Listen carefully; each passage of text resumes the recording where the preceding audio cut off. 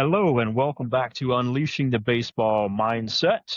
We have Dr. Kyle Stull here, Coach Dylan Gotro, Coach Chris Pike, and this is our post-Thanksgiving podcast. So hope everybody had a wonderful time with their family and got to eat a whole lot. My particular eating strategy this year was to just eat pie all day, and I can admit, no real Thanksgiving food. I feel a little bit better, but I might have diabetes. But I kind of feel like it's a trade-off. The trade-off I was willing to take.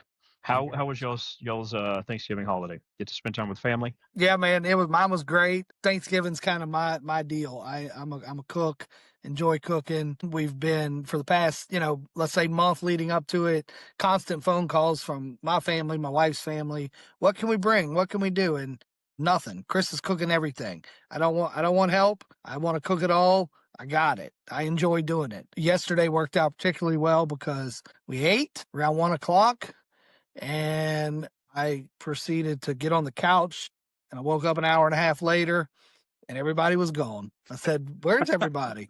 My wife said, "They left. You ran them out." Well, that's good. I said, "Well, we need to pick up the food." She said, they took it all home with them. So wonderful. This worked out great. They left me a piece of apple pie. Great. Dylan, how about you? How's your family doing? Great, man. I've been in Louisiana since Sunday, trying to take a little bit of a break and a breather from baseball, and it hasn't been that at all. I've had calls every day, text messages every day. But yeah, I mean, it's been so much food.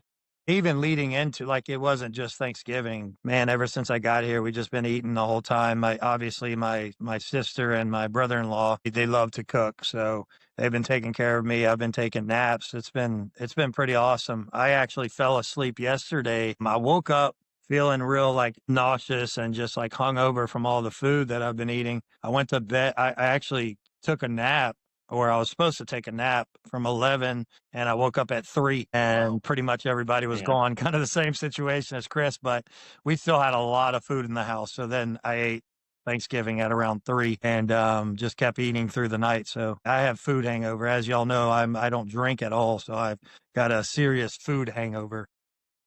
I've never heard of that, but you've always been kind of a foodie. Yep. It seems like you like Yep. food. Well, and when I come here, man, I overindulge, Yeah. and Yeah. it's What we do here. yeah, exactly.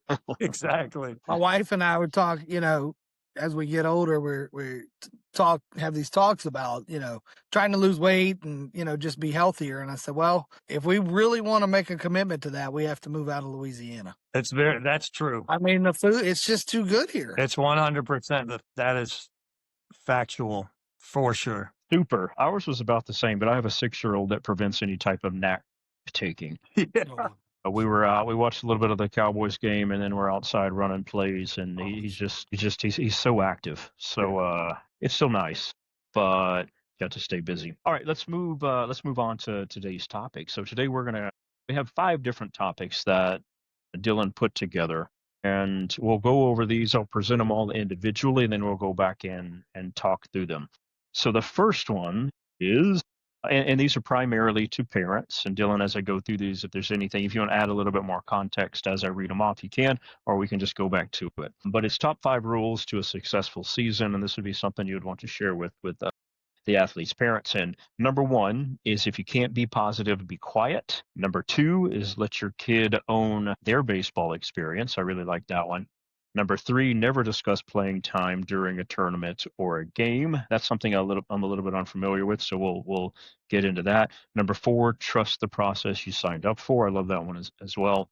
And then number 5 is, be the parent they want to look at after a tough game. I also love that one as well. And Dylan, I'm sure both of you have quite a bit of experience with that one. But going back up to number 1, so if you can't be positive, be quiet. And then a little bit here was if your kids are already dealing with expectation, nerves, and pressure, don't add it from the fence. So let's jump into that one a little bit and have some suggestions for parents too, the ways they can kind of handle that some. Yeah. So the one that you didn't understand, the playing time, that's like, you're not talking about like, oh, you only played 2 innings this game. Oh, you only played 1 inning this game. Like, not talking about it with the coaches and it's a lot of these kids have to do more work to earn more playing time. And it goes like that. I mean, again, my son is brand new to the sport really, and there's not enough kids for them to not play. So they might sit out 1 or 2 innings, but for the most part, everybody's rotated in Yeah.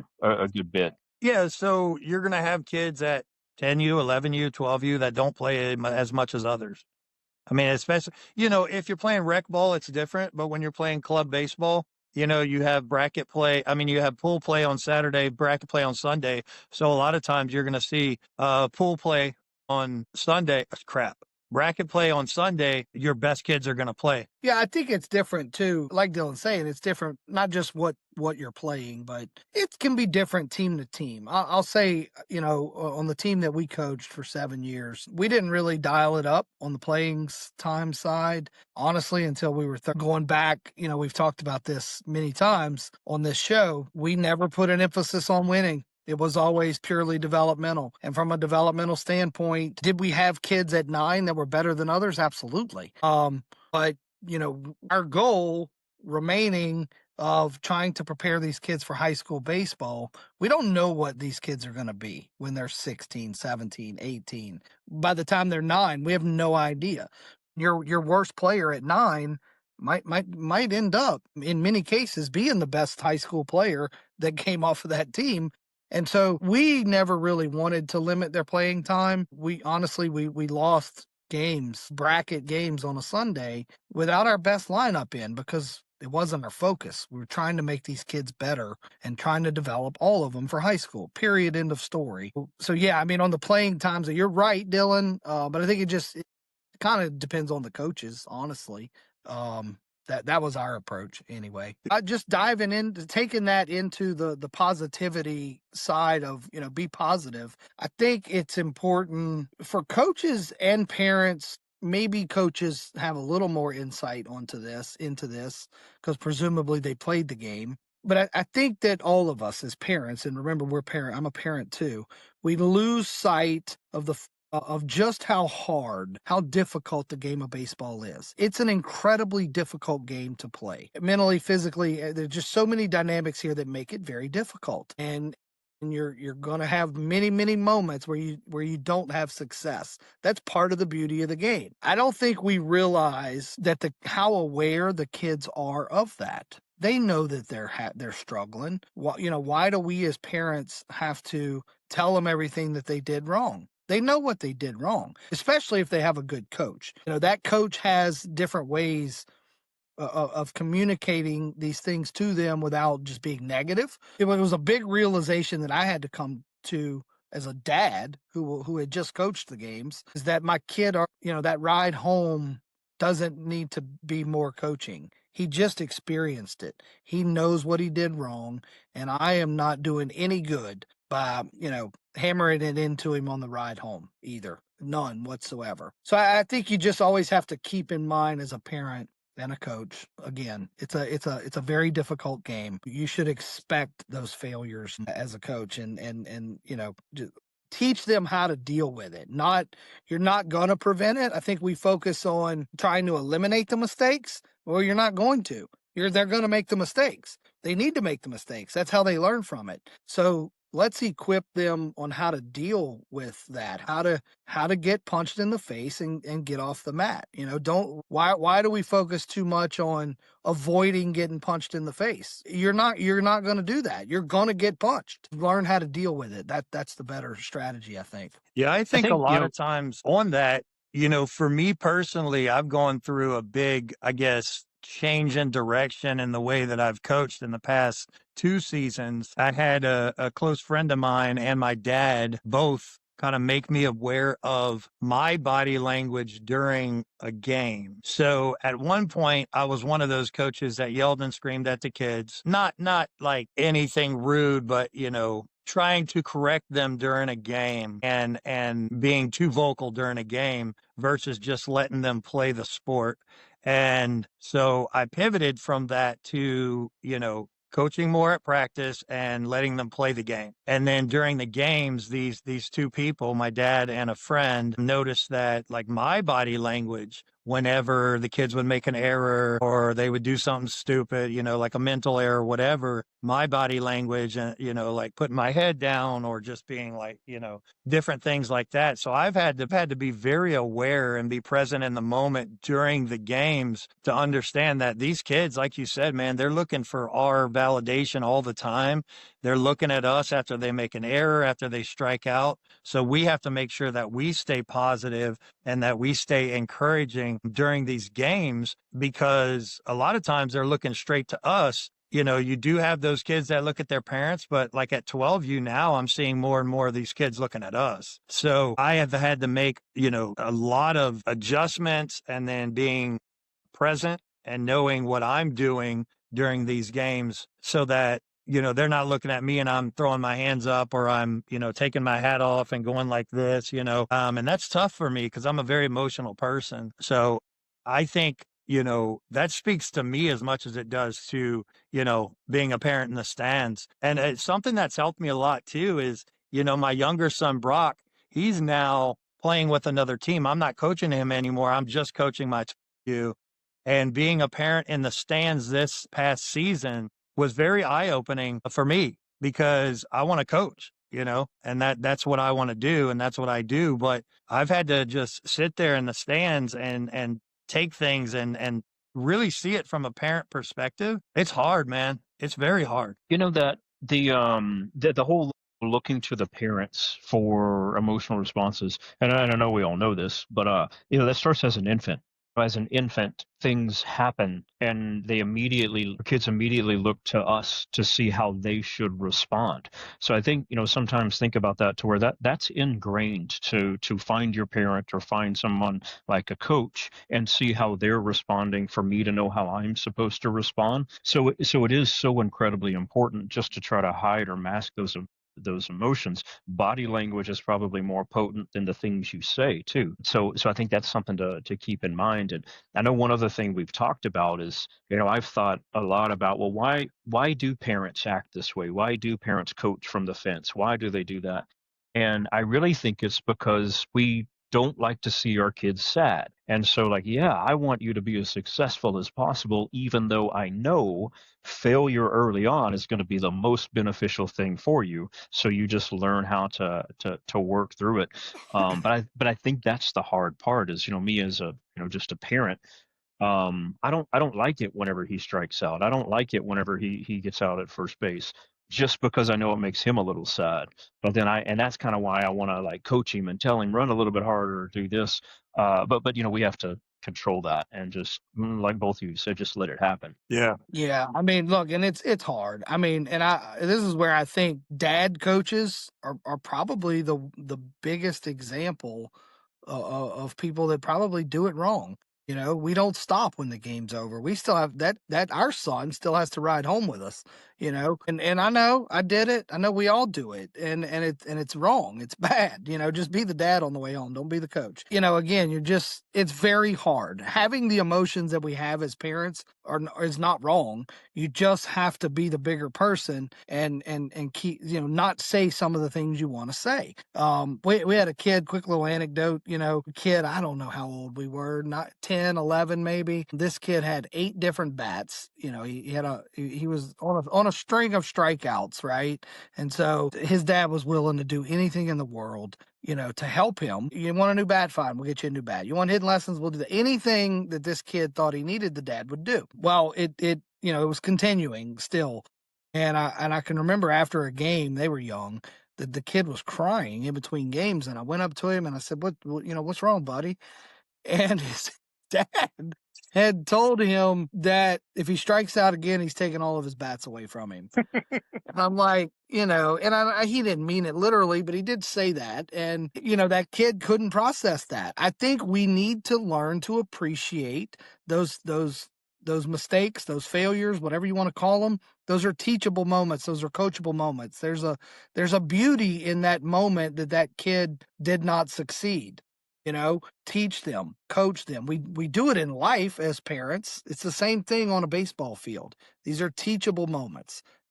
Just embrace that and kind of stay out of their butt a little bit. They know that they're succeeding. They're trying to do something that's very hard. They know that they're not succeeding. Just let it be. There's this NFL player. This is a recent quote, and he said that the two hardest things in life are number one, hitting a baseball, and number two, keeping a woman happy long term. I think he's probably right about that. I would, although I've been married for a long time, I would take my chances hitting a baseball. I'm better at that. Yeah. And I think it's such an important point too that you brought up, Chris, about the kids. The kids already know what they did wrong, right? Even if they don't know the technical skill or maybe what it is. Even my son, a strikeout's a strikeout, even though if he doesn't know why. He doesn't need me to say anything else about it. But then I think that gets into this idea of positivity. Like we don't live in and I wonder if parents think this, from a sports psychology perspective. I have a view of it, but we don't live in some fairy tale world where everything's nice and positive. However, in these moments as parents, we should kind of try to create that fairy tale positivity to where we find something to be positive about. Strong swing, good stance. I mean, anything. I don't really know. But what do y'all think about that, right? Like being positive all the time. Well, it's not really realistic, but we need to try to be. Do you agree with that or what? Yeah, I think it's something to strive for, always be positive. I mean, are as adults and parents, are we going to succeed in that? No, we're not. I mean, we will make mistakes too, but I definitely think that that's a good thing to aim for, is to stay positive. Let me say this along the same lines. I had a parent. This was a great perspective that I think a lot of us don't consider this. And it changed my perspective on these mistakes and failures and positivity. Was, in our case, look, all of our team are, they all go to private schools. They are all well taken care of. These kids have everything in life that they need. We're all great parents. Okay. Our kids don't struggle because we don't allow them to. Okay.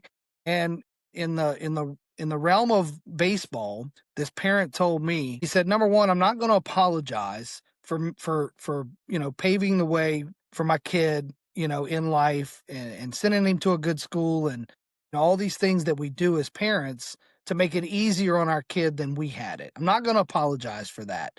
He said, but what I will do is if the baseball field is the only place in life that he struggles, then that's okay. Let him struggle, because in perspective, he still has it pretty good. If the only struggle my kid is going to have in life is on a baseball field, does it really matter? Let him struggle. It's fine. And that perspective allowed me as a parent to, like I said, enjoy the moment. Even if there wasn't the success that I wanted for my kid, it's okay. The struggle is good too. Yeah. Just let him have it.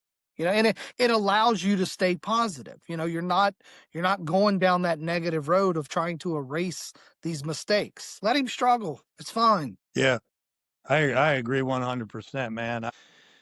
I'm the same way. I mean, it's our kids don't have to struggle in any other aspect of life. Like all three of my kids have been blessed with my wife's brains, so they don't struggle in school at all.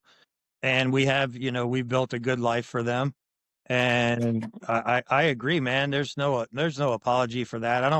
I don't want my kids to have to, struggle for food or struggle for clothes or anything like that. And, I want them to have a better life than I do. But man, that's kind of the main goal of our fall season, was to make these kids struggle on the baseball field. It was our first season playing all majors, and I tell you what, man, they struggled. They had some failures, but that's where they're getting it, right? And that parent, Chris, I mean, dead on, man. That's my kids go to private schools. It's that's where they're going to struggle, and they need that so much. They need it. They do. And so, we're talking about being positive after the fact. If we're to this point, we're saying, okay, the struggle is good, then we, listen to what we're saying as parents. Then don't be negative. Yeah. You've put them out there in a very, very difficult game. Deion Sanders said the hardest thing he's ever done in his life is hit a baseball. You know, you take a round bat, a round ball, but you got to hit it square. Tell me how you do that. You know, Yeah. it's hard to do. Okay. And we appreciate the difficulty. We as parents, you know, they agree with what we're saying, Dylan. The struggle is good for them. Okay. Well, then if all that's true, then why are we negative after the fact? You know, Yeah. it just doesn't make sense to me. I'll say one thing about the kids, because I have two on each end of the spectrum. So I was 21 whenever my daughter was born, and she did not have an easy life. She did not go, and it wasn't like she had a horrible life, right? She was loved and taken care of, but she bounced around from school. She struggled in education. It was not a private school. It was not, you know, it wasn't easy for her. And now she's 23. She works hard. She pays all of her own bills. She has her own apartment. She's entirely independent. You know, we maybe help out with the phone and like insurance, but I think about that. Like, I think her resilience was built because she didn't have that stuff growing up. And she played some sports here and there. But then now my son, totally different. Private school, has everything, has way too much. I mean, he's 6 and he has a freaking gas powered Jeep. And you know, it's just way too spoiled. But I'm curious I to think see. you He wanted that does. gas powered Jeep. I did. That we don't have to talk about that part though. I did want Actually, it, but that's a perfect segue. But go ahead. I am curious. That is something I worry about with him. Is let's see how this goes as he grows up. You know, fortunately, my wife is wonderful, right? So I think she creates opportunities for him to learn the difficulties of life other than just through baseball. But we'll see how it goes. Yeah. Now, this Yeah. next one here is, I like this one too. It's, you know, letting your kid own their baseball experience, which I think this is something a lot of parents struggle with too. So you had your childhood. This one belongs to them. Don't live through them. Don't coach over the coaches, and don't hijack their joy. Yeah. Yeah, That's that's one that I struggle with, man. I don't know about you, Chris, but we both left baseball in a kind of a rough way, I guess, let's say.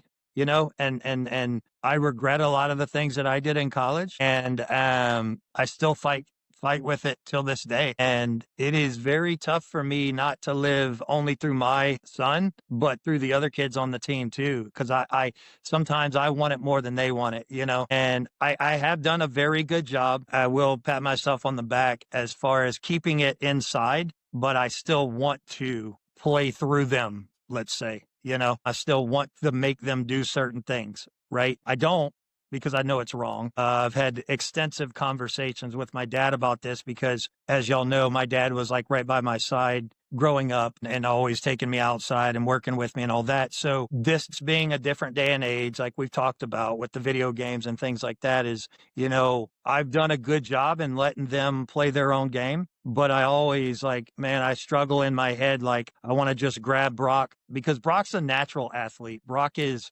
man, he's one that doesn't have to work as hard as, let's say, Maxwell does. And I think it's because of, like we've talked about before, because of environmental. He's just watched Max do everything, and he's at all Max's practices, and he learns through that visual. He's a visual learner, and he picks up so much, so he doesn't have to work as hard. And I want to just grab him sometimes and say, hey, let's go out in the garage, let's work on this. But if he doesn't want it, I'm not going to make him do it, right? But I want to. You know? Yeah, I mean, look, let me say this. I think there's a distinction between living, an important one, between living through your kids versus just wanting your kids to do better than you did. And I don't think there's anything wrong with that. I saw a quote recently that said a man, a dad, is the only person in the world that truly wants their kids to succeed more than they did. And I don't think that phenomenon should be defined as living through your kids. Yeah. I don't live through my kids. I played in college. So what's the next level? Professional? I personally don't feel like, you know, I needed to make that level. I should have made that level or even wanted to. And I don't feel like I'm pushing my son, you know, to do something that I didn't. I am pushing my son to be the best version of himself, whatever that is, you know, whether high school or whatever is the highest level he plays, great. I mean, as long as that's the best version of him, so are there parents, and let's be honest, it's the dads by and large, not the moms, that want to live through their kids. I think there are some that definitely do that in the wrong ways, but I think if you really dialed in on it, it's probably more of what I'm saying, that we just want our kids to do better than we did, not to satisfy ourselves, but just that we want that for our kids, and goes for the whole team. I mean, I consider every kid I've coached my own son. Yeah. I'm as close to most of them as I am my own son, and so wanting that for them too. It's not to fulfill anything for me. It's just that I want that for them, if that makes sense. Yeah. Yeah, and I go back to all these points kind of tied together too, right? Of the wanting our kids to do better than we did, but also not have the same struggles that we did, but then also needing to realize, well, my struggles are why I'm here today. And Dylan, I know you and I have talked about this too, and I try to encourage people to not regret things that happened in the past, and to just think that maybe that stuff happened, and I 100% believe this, that stuff happened in your baseball career or whatever, because the Lord wanted you here today doing what you're doing. And so as hard as, that might not be a perspective you take, or a lot of times perspective people don't take, but just trying to convince yourself that, and just kind of realizing that, well, those struggles, the things that I might regret, well, that needed to happen. That needed to happen to make me the person I am. And while I don't want my son to have to do that, he needs that. He's going to have to, and just like we've talked about the failure, right? He's going to have to struggle. He's going to have to, whatever, make dumb decisions. And, Yeah.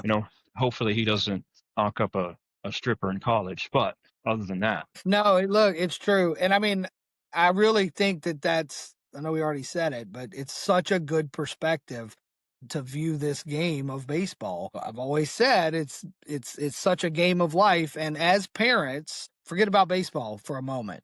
We're constantly teaching our kids things through our own experiences, the right way to do thing, the wrong way to do thing, whatever. Just appreciate the beauty of what this game is, that they're going to have those struggles. They're going to learn so much about life through this game. And honestly, as a parent, I don't really have to parent that. The game is parenting them. So, I think you solve a lot of problems that we talk about on the parenting side if you just allow the game, like Dylan's point here, let the kid own their game. It's a beautiful thing. It's helping us parent, to be honest with you. What do y'all think about, and this is kind of number one and number two, and Dylan, this is a parent you had talked about that you had on one of your teams, that he had a really good guy, really wanted the best, but he had a really tough time controlling his emotions. In those situations, if somebody can't, would you prefer they just don't go to the game? And how do you think how would the kid handle that? Well, the kid handled it really well because he didn't go to some game. But I tell you what, man, the clinic that we had helped him a lot. Did it? Good. Yeah. Yeah. I think he got more out of it than anybody there. Yeah. And I know he wanted to. I know he really wanted to do better. He realized the negative impact. So yeah. Yeah, Chris, this was a dad very emotional dad, and he knows how good his kid is. And he tried so hard to not yell things out to his son. At one point, he was a coach. Great, like Kyle said, great dad, great guy, cares about, this guy would go up to all the kids after the game, give them hugs, just a great guy. But he was just so damn hard on his own son. And, we had several talks, and I knew he was trying hard. I just didn't know what the fix was, it was just one of those things that he just couldn't control. So what he started doing was he would go and sit in his truck during practice, or on a Sunday, he just wouldn't come to the games. And I know that could be probably the hardest thing as a parent you could do, because he loves his son. This is a guy that he's a family man, loves his son, loves his family. And so last season, he just wouldn't show up on a Sunday, and his kid would be a different kid. Well, then we had the clinic about, the mental performance of baseball. And this guy was more in tune than anybody there, including the kids, myself. This guy was just taking it all in, right? So this fall season, as you know, we played way too many tournaments. We played 9 tournaments in the fall. He was great. I mean, you may have heard 2 things out of him the whole season. And his son, who we could only now he's a lefty. He's got an incredible sweeper. Like he can throw, right? He never had longevity because as soon as he would walk somebody, he would look at his dad and he can tell his dad was upset. You know, it was either body language or his dad would say something and he would shut down. So he was like our 2-inning guy. Like we would start him on a Sunday. He would shut everybody down until he walked one kid, then we would have to pull him. And this season, he had 2 complete games, and he probably had 3 or 4 games where he threw, let's say, 3 or 4 innings. So, I mean, just a complete turnaround for the dad. The kid did better. I mean, it was great. Would I rather them not be there? I don't think so, man. I think they just need to learn, and he did. And honestly, man, like I can't sing this guy's praises like high enough. I mean, I think that he did such a great job in controlling, you know, his frustration or his, you know, whatever you want to call it. He did such a great job this past season. He's learned so much. And I contributed a lot, Kyle, to the clinic and to him really wanting to get better. Like he wants to be a better father. And it's just been so cool to see. Yeah. So to Kyle's question, would it be better for them to never be there? No. Not absolutely not. I don't think a parent should ever miss a game. As a coach, there are parents that I wish weren't there, but most of them.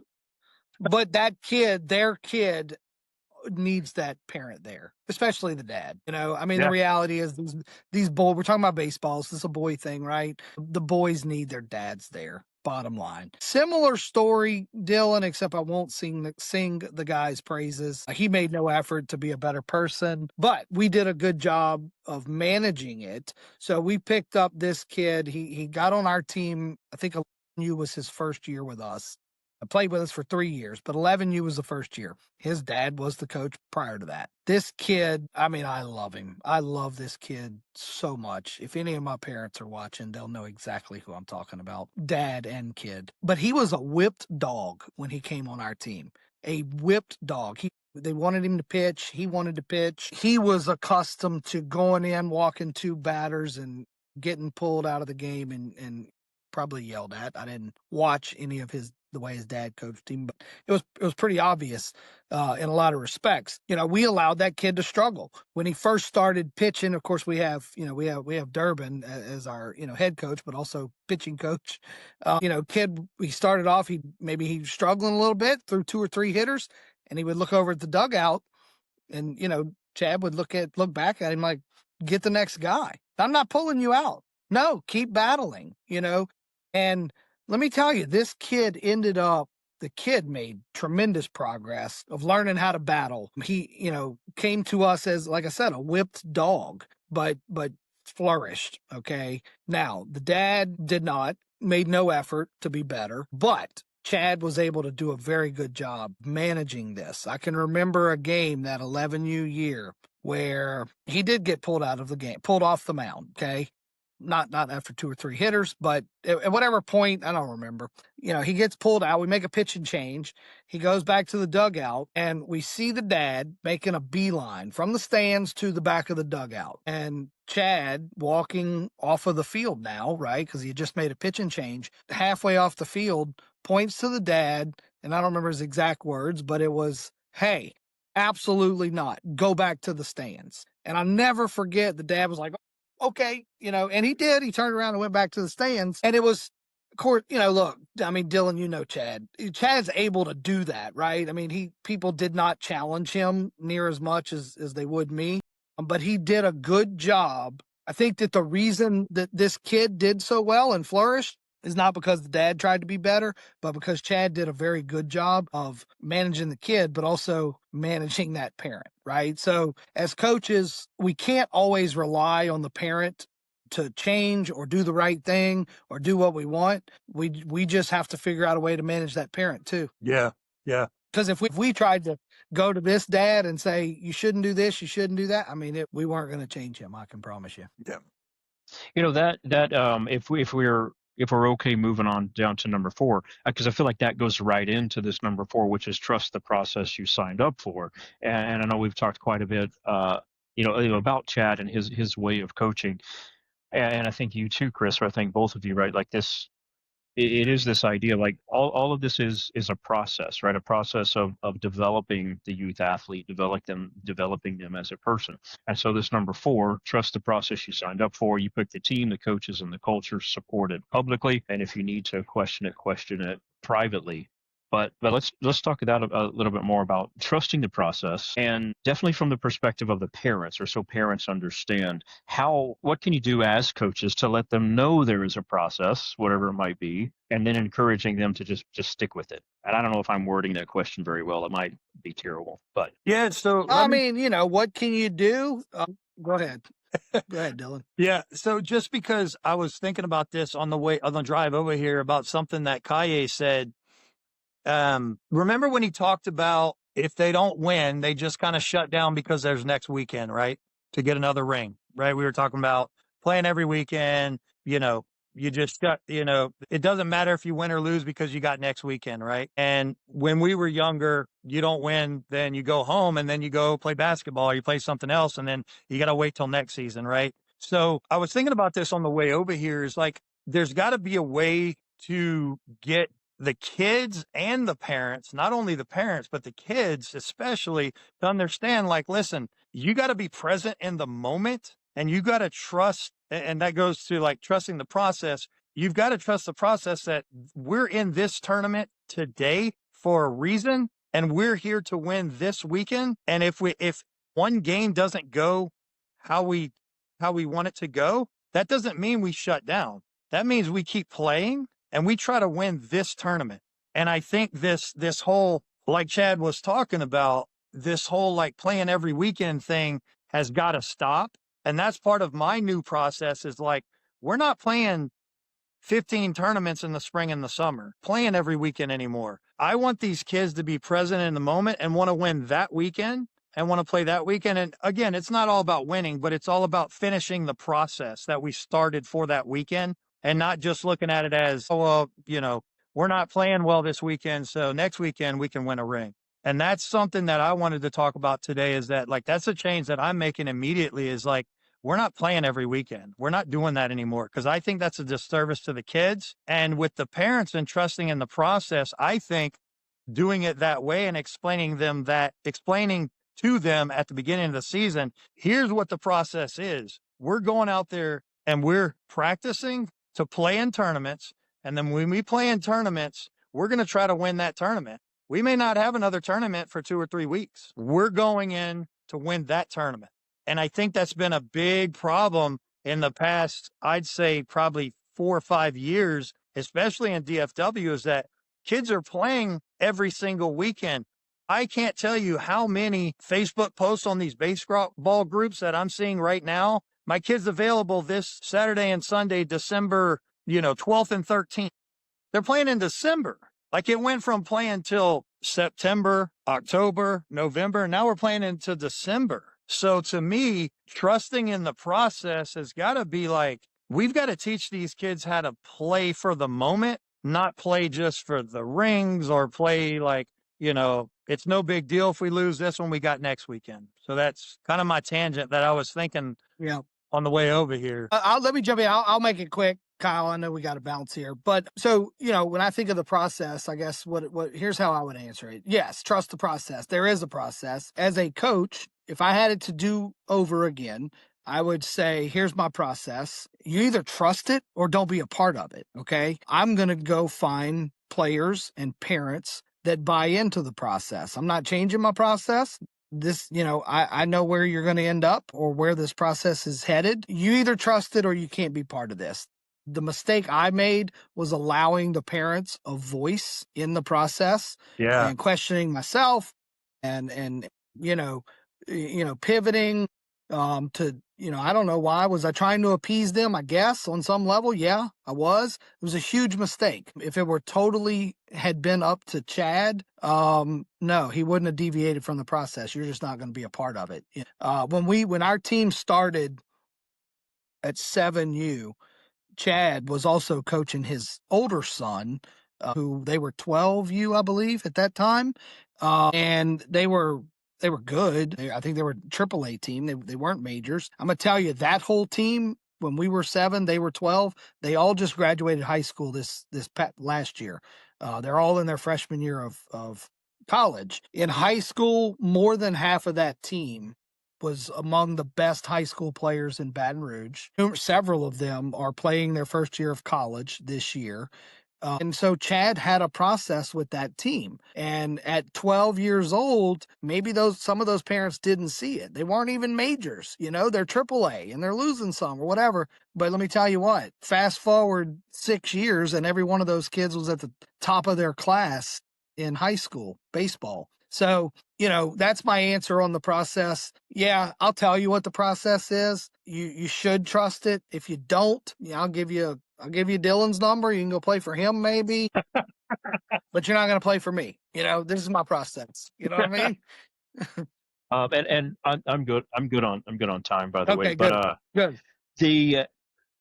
yeah, I think that's great, and I like that too, Chris. Of like, once you go through that, and maybe as Dylan keeps coaching, as the kids keep getting older and stuff. But whenever you can say, like, look, this is what we did with our 12U team, and there's a high percentage of them playing college ball, so this is what the process we're going to stick with. I think that gives you a lot of weight. Kind of like Chad, like Durbin had kind of carried a lot of weight because of his experience and stuff as well. So I really like that.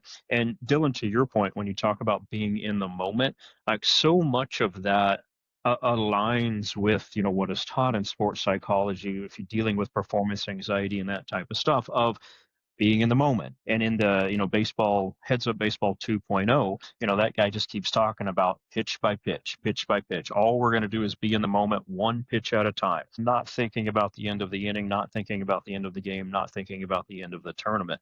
And I think that's the right approach for anything performance related, is because you can only perform in the moment. So yes, why not coach and teach that? Like, let's be right here in the moment, because this is the only point in time that we can influence. And teaching that, like the way you're saying, Dylan, I think is a great way to really start to establish that, is that's what everybody starts to focus on. It's just what's happening right now.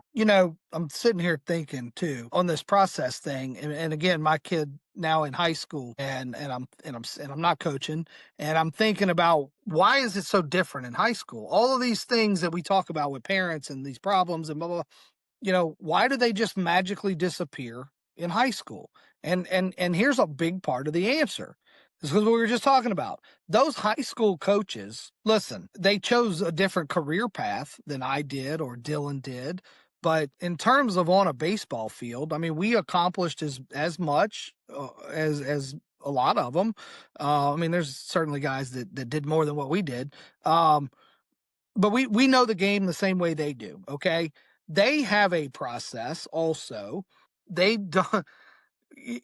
What I was just saying, you're either going to trust my process or you can't be part of it.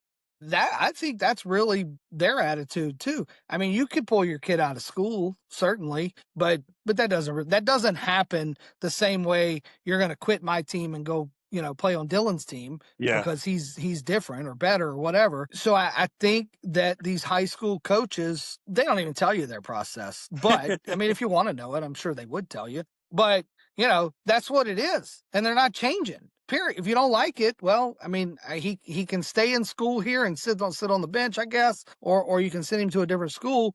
But yeah, it's kind of the same thing on this process thing.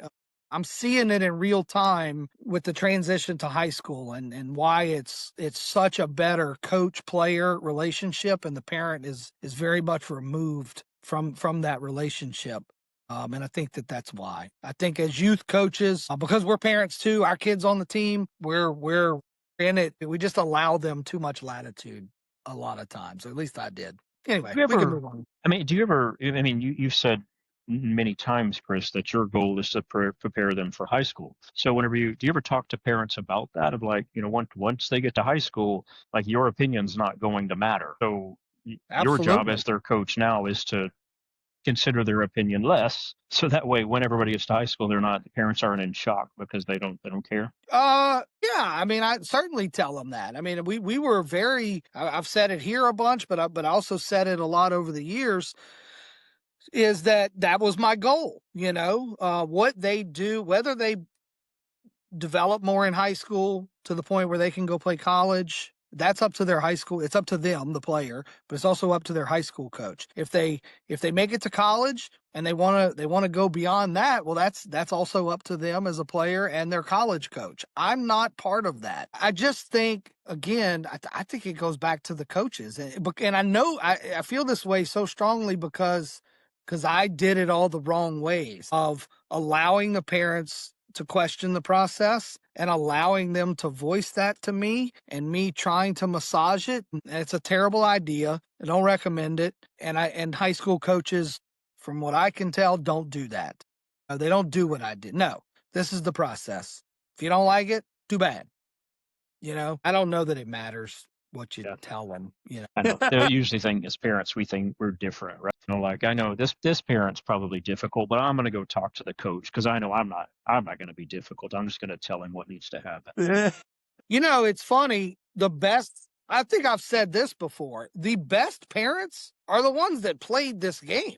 You generally don't have issues with those guys. They would agree with everything that I could pull any one of my parents, numerous parents that never coached a day in their life, but they played this game at somewhat of a high level. And they're going to agree. They're going to have the same opinions and perspective as we do, So our perspective does come from coaching, but it primarily comes from having played this game. You know what I mean? Dylan, unless you have something to add, I'd like to roll into this last one here, which is be the parent they want to look at after a tough game. And I think I wonder more from a practical. So what's some practical advice? What can a parent actively do to be this parent? And I'm thinking of, like, we live really close to the ball field, so it's like a 6-minute drive home. So it's pretty easy for us to just be quiet. But let's say you've got like an hour and a half drive home and the parent doesn't really like that much silence. What are some conversations a parent could have with the kid after a tough game that would be beneficial? Well, I'll tell you what I do. I turn the music on and I ask them what we're eating. I mean, I don't talk baseball with my kids until they bring it up. Usually with Maxwell, It'll be when we get home, he'll usually say, how did I do? How did I do this weekend? Or how did I do today? And I'll give him my feedback. I usually start off with all the things that he did right. And if there's, errors that he made, he knows, like Chris always says, he knows. If he wants feedback on how to fix that certain thing, which usually he doesn't, because he already knows that. He already knows what he needs to do. If he booted a backhand play, he's going to take some more backhands. I don't feel like parents need to talk about the games unless the kids bring it up, and they want to talk about it. For me, it's always, what do y'all want to eat? We typically just turn the music on and we talk about what we want to eat. But my kids know that I'm not going to talk to them about baseball on the ride home. I'm going to let it sit for a while. Max is kind of the same way. He's in the same mindset as he likes to let it sit, versus Brock will ask me right away a lot of times, how I thought he did. And Brock's 9. He's playing 11U. He's playing at a high level. They play AAA majors at 11U. He plays a high level, and he's keeping up with them boys. So for him, I generally say you did great, bro. And that's it. Like, I don't get into plays. I don't get into stuff like that. Now, the coaches will at the practice. Brock has great coaches now. I did the same thing when I was coaching Brock, because he always wanted feedback right after. And whatever he did well, I would tell him what he did well. And if there was mistakes, I wouldn't even bring it up at that point. I think parents need to decide where they're going to eat after the game. Yeah. Yeah, I completely agree. Listen, I got a lot to say on this. One of the things that we always taught, I think I've mentioned it here before, was, Chad would always tell these kids, a bad play, a mistake, a physical error. It was like going to the bathroom. And what do you do when you go to the bathroom? You flush it, right? Just flush it. It's over. Well, my kids don't. So how can we teach kids? My kids don't flush. So I got you. Well, but how can we teach kids on one hand that they need to flush it and move on, but an hour and a half later in the car ride home, we're going to pound it back into them? I mean, how do you expect a kid to understand that and be able to deal with that? You can't. So I completely agree with you, Dylan. Like, where are we going to eat after the game? I think there was a study done on coaches specifically as when they got older, and they said, what's the one thing you wanted, your dad or your coach to do differently? And the answer was, after the game, I just wanted him to be my dad, not my coach. And that's hard. I mean, like, I could choke up saying that, because I know that there were times where I was also a coach on the way home, and that's so bad. I feel so bad for doing that to my kid. Um, I think Dylan's spot on. The same dad that I talked about earlier that bought all the bats and told him he was going to take them away from him if he struck out again. So now that dad made a lot of progress. Okay. Fast forward a couple of years at the 12U, kid still striking out a lot, pretty consistently. The kid wanted to quit. I can remember at a practice, I was nose to nose with him. I was crying. The kid was crying, and I was just begging him, just don't quit. I know you're struggling. You're doing really well in the outfield. We need you there. He's a good center fielder. The hitting's going to come. Just don't quit. Well, to the kid's credit, he didn't quit. He came back for 13, had a great year. The dad also did well. Here's what the dad said. The dad told me, he said, I quit caring whether he struck out. I don't care anymore. Go up there and strike out 100 times. It doesn't matter. The only message, I never rode home with him, but I'll take the dad at his word. What he said, he started telling the kid could go 0 for 4 with 4 strikeouts. Get in the car, and the dad would say, man, I had fun watching you today. That was good. I'm proud of you. What's the one thing, I bet if you asked, again, this is very much of a dad-son phenomenon. What does a son, Kyle, you probably know this answer better than any of us, but what's the one thing that a son wants out of their dad, coach or not? I think they want to make their dad proud. Right? Like, that's the one where it's a powerful word. They want their dad to be proud of them. Period. End of story. That kid is so fulfilled, I think, if their dad is proud of them. Okay? So why not, after the game, take your coaching hat off? For us that are coaches, you're not a coach anymore. The game's over. You're a dad driving your kid home. All dads, after the game, just tell them you're proud of them. And that's it, man. Why does it have to be more than that? I'm proud. I had fun watching you. Where do you want to go eat? And you'd be amazed at how much growth and development I think you'll see out of your kid.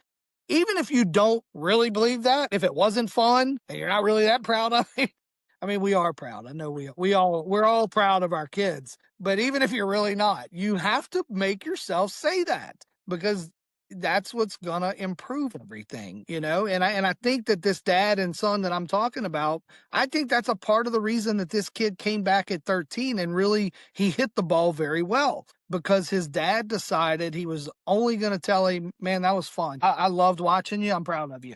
That's it. That was the only message. And what happened? The kid, I don't think it was a coincidence that the kid started hitting the ball well, So it's just what we have to do. Like you said, we'll tackle it. If you have good coaches, you make a mistake in the game. We're coaching during the game, right? All these coachable moments happen. I have to coach it right away. And maybe we touch on things or we work on things next week at practice too. There's no good that's coming out of that car ride home. None. Yeah.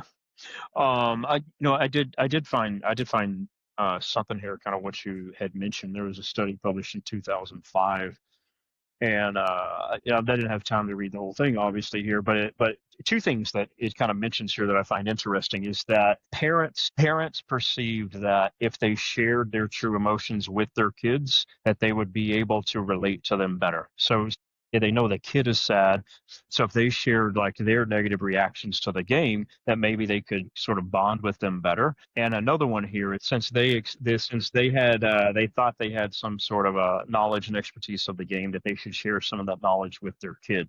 But fully agree there that, I mean, that's the thing. I think sorry, I didn't mean to cut you off. It's Oh, going that's to fine. happen organically. It's like Dylan just said, let the kid bring it up. I've told this example this past fall. I'm not coaching. I'm sitting in the stands. My kid had a great fall. The last game, he didn't do so well. He had he hit the ball really well all fall. Last game, he didn't hit well. Couldn't see the ball, wasn't seeing the ball well. Just, struck out a couple times. Just didn't do well. He did get to pitch the last inning or two, and pitched really well. So he comes out of the dugout after the game is over.